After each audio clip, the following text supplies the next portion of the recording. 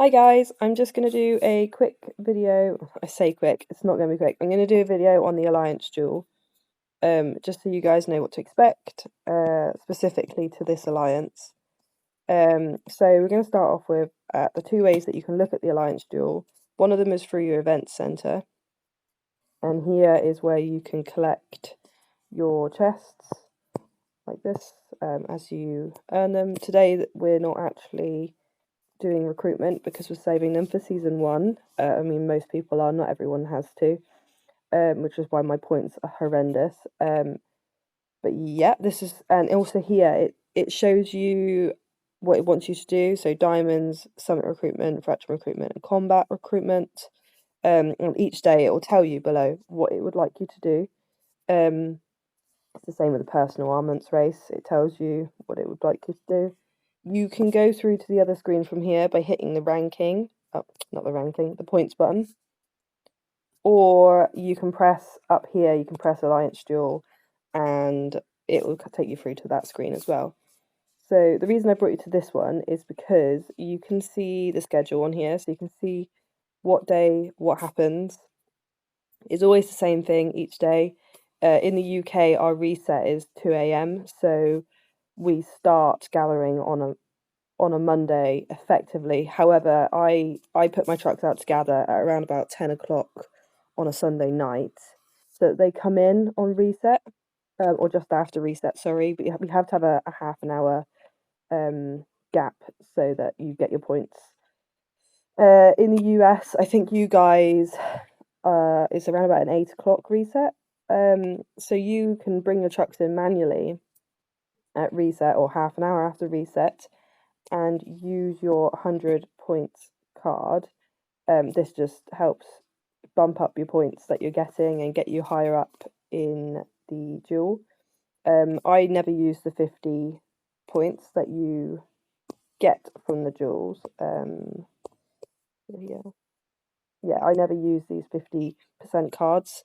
I always merge them, and you'll see as we go against harder people that I will start merging these ones as well to make your 200 percent cards.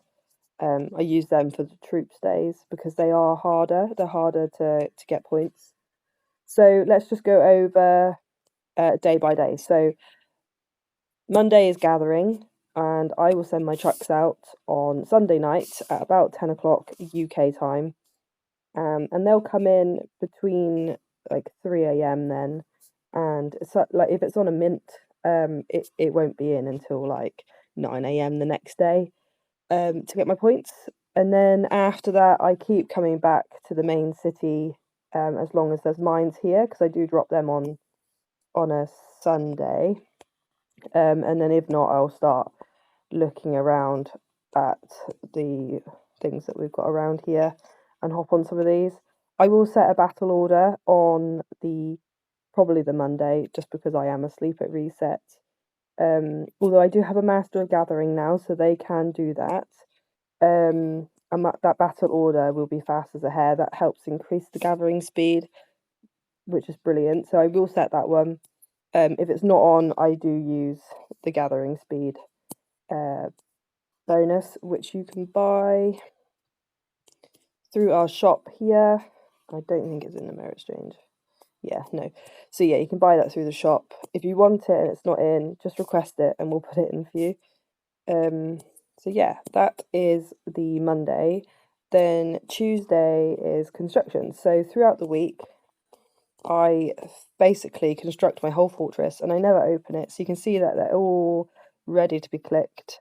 Really bad if you have OCD, but I will not click them. I will leave them, and I will only open all of these curtains on that Tuesday. So I literally, my whole fortress by next week is just going to be green.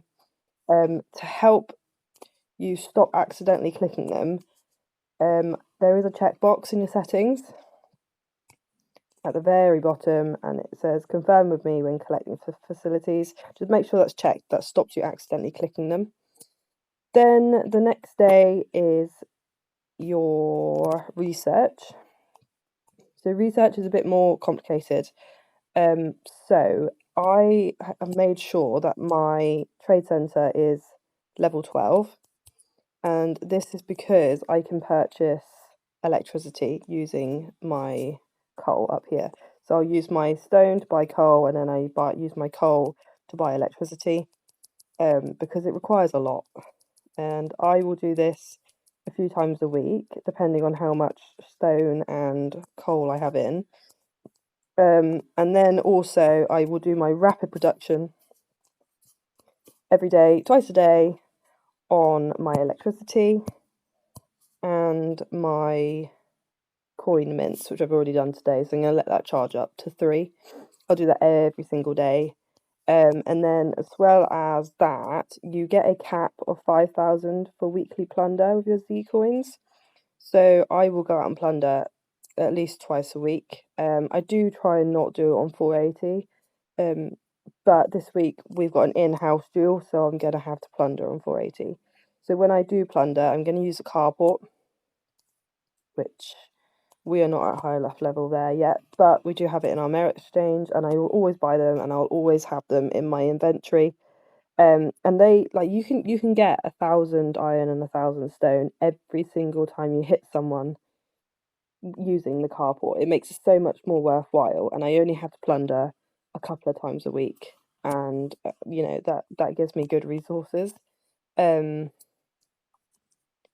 So yeah, that will help with your Z coin as well, Z coin. That is that. And then the next day, as you all well know, is recruitment. So I save up my blue chips. I do not touch them in the week. I save up my fracturing cards as well, whatever I win elsewhere. And then on a Thursday, I come in here. I don't need to ascend. And I do my recruitment, and I make sure I put my 100 points on first, my 100-point card. And then I do my recruitment, and I bash through all of those. The only reason I'm not today is, like I said, I'm going to use it in season 1, just to help get the new heroes, because there's 2 new heroes in season 1. I do use these point cards every day, other than gathering day, just because reset is at like 2 a.m, so there's no point for me. And then the next day is what I call zombie day. So I make sure that I'm training my heroes every day anyway, and I always make sure that there's heroes being trained going into the next day. If I'm close to my cap, I will stop training. However, we do use a zombie raid to help bash some of those heroes down. Also, remember, you can promote heroes. So this one at the moment I'm promoting. So you have to make sure that you're not training anyone. So say I was training my level 7s, I'd have to make sure they were all done, completely finished, and then I can click back onto this one with the little up arrow, and then you can hit promote. So that one is, they're promoting my level 6s to 7s, or T7s as we would call it. And then, yeah, like I say, it's zombie day, so you hit zombies as well to get points. Your troops get you the most points, though, so just bear that in mind. And then the day after is all out war, so that's war day. We do exhibition. To do exhibition, if it's out of our server, you click on Alliance Duel, and down here where it says earn points, it will say expedition, and then you can click on that, and then you can spawn to the other server. You can spawn automatically into your opponent's ground without any cost, but I like to pay diamonds and spawn anywhere and just farm. If we have a truce, for example, I'll just farm. When you come back to ours, you have to do a main city relocate, which is in here, main city relocation, to come back, but then you can't go back for 4 hours, so just bear that in mind. And then that's that. The next week starts again, and the cycle will begin again. You've just got to make sure that you're stockpiling everything. This game loves a stockpiler, so just, yeah, make sure you're stockpiling and that you're preparing for the next week.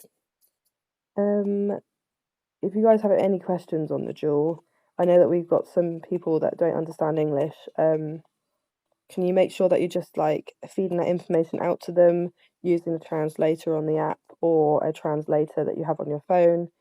Just because it's really beneficial for everyone. Yeah, thank you. I will get on with gear, I guess.